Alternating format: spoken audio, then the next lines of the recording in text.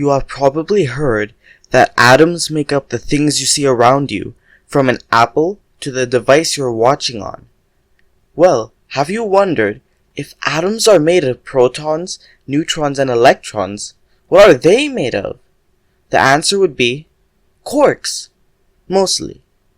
Quarks are a type of fundamental particles that aren't made of other particles. Or perhaps we just haven't found what they're made of yet. Quarks make up neutrons and protons, but don't make up electrons. Electrons are another type of fundamental particle. There isn't just one type of quark, there are 6 different types, which can be split into 2 groups. One group consists of up, charm, and top quarks, and have a charge of 2/3 of the elementary charge. I'll explain that in a moment. The other quark group is made of down, strange, and bottom quarks. They have a negative 1/3 charge of the elementary charge. Elementary charge, written as E, is a variable that stands for a number, like pi or the mathematical E. It stands for the amount of charge that an electron or proton has, which is 1.6 times 10 to the negative 19th coulombs.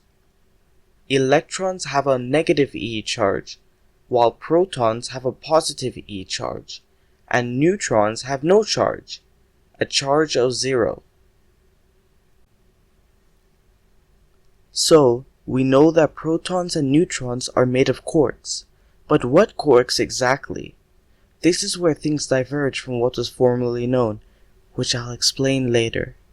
For now, we can talk about valence quarks, or the quarks that define the electrical charge of neutrons and protons.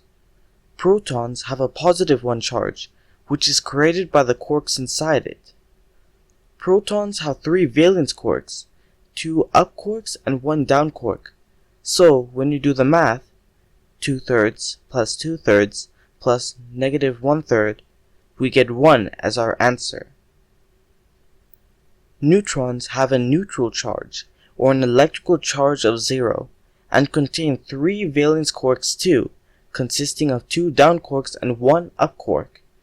When you do the math, negative 1/3 plus negative 1/3 plus 2/3, you get 0.